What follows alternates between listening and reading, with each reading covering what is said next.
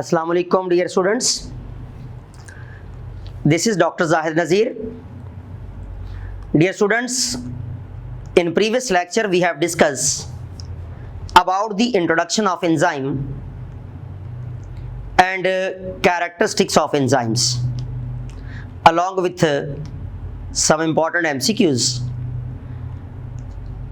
Today we will discuss about the types of enzymes. Dear students, जब हम बात करते हैं टाइप्स ऑफ एंजाइम्स की,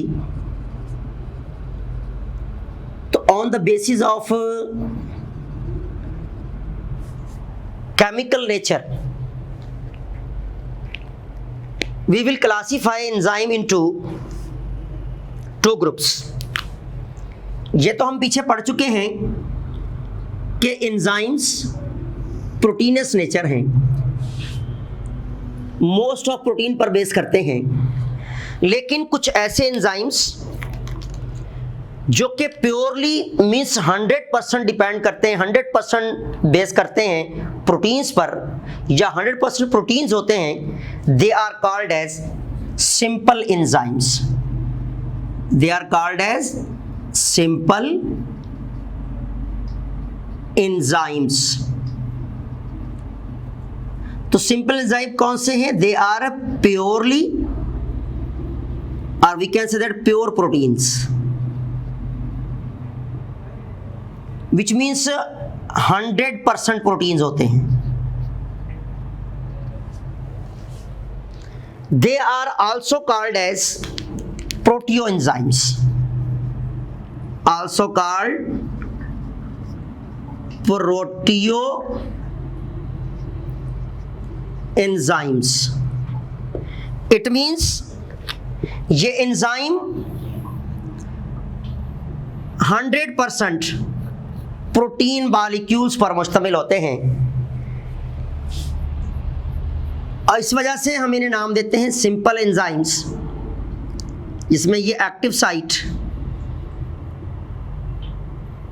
जहाँ से ये सबस्ट्रेट पर एक्ट करता है एंजाइम, वो हम पढ़ चुके हैं in case of nature of enzyme में.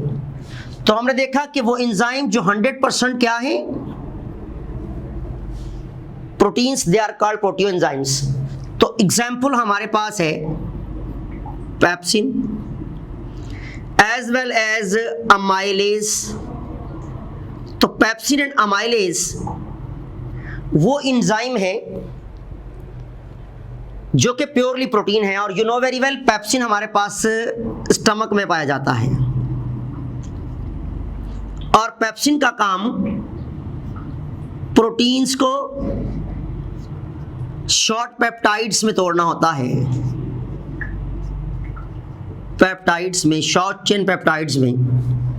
और amylase you know very well आपके सलाइवा के अंदर मौजूद है, और स्मॉल इंटेस्टाइन में पैनक्रियाटिक जूस के साथ भी आता है, and that is responsible for the metabolism, और we can say that break down of starch to glucose and sucrose. Okay, तो ये हमारे पास वो एंजाइम है जो कि 100% प्रोटीन होते हैं. एंड देन हमारे पास next one that is called as the holo enzymes.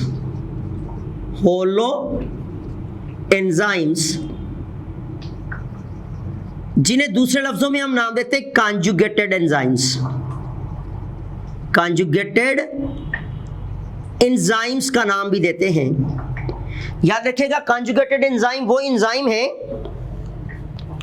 जो कि कॉन्जुगेटेड होते हैं, जिनमें protein plus non protein part, protein plus non protein part दोनों मौजूद होते हैं. एक पार्ट प्रोटीन और दूसरा पार्ट नॉन प्रोटीन. इसे हम कहते हैं कॉन्जुगेटेड एंजाइम. और सबसे पहले इस एंजाइम को जो डिस्क्राइब किया था, द साइंटिस्ट नेम वाज उलर इन 1932. इसने कंजुगेटेड एंजाइम को एक्सप्लेन किया था और बताया था कि ये प्रोटीन्स और नॉन प्रोटीन पार्ट दोनों पर मुश्तमिल होते हैं। For example, this is the enzyme, this is the non protein part, this is the protein part. अब याद रखिएगा, जो प्रोटीन पार्ट है इसे हम नाम देते हैं एपो एंजाइम, ओके। और जो नॉन प्रोटीन पार्ट है, non protein part, that is called as the prosthetic group.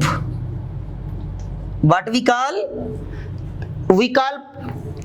prosthetic group, and it is nearby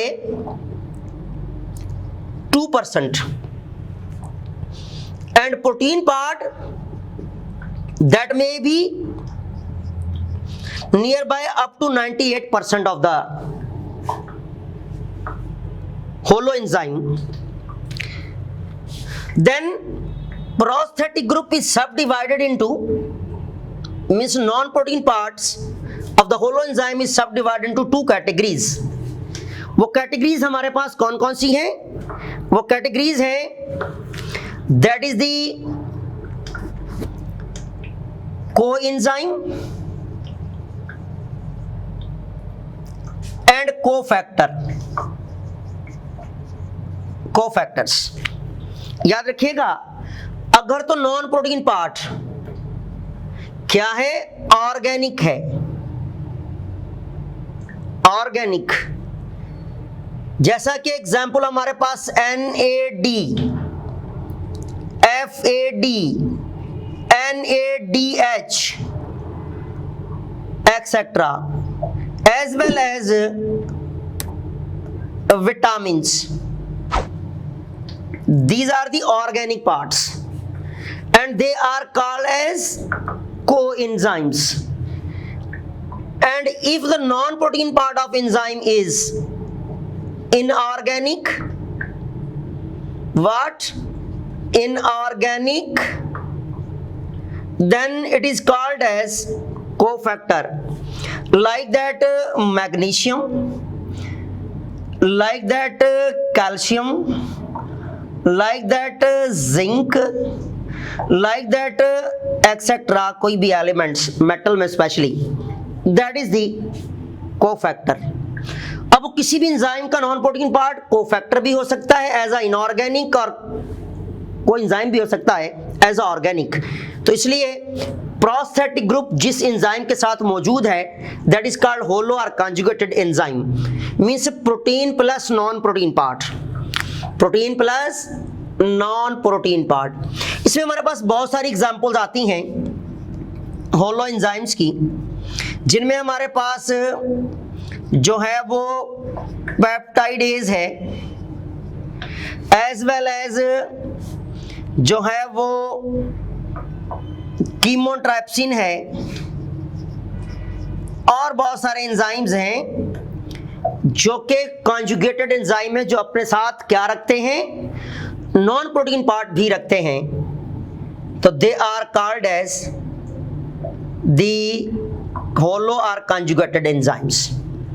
ये तो हमारे पास on the basis of chemical nature हमने प्योर प्रोटीन्स और जो है वो नॉन प्योर, और we can say that with conjugated groups enzyme को क्लासिफाई किया as a holoenzymes as well as the simple enzymes.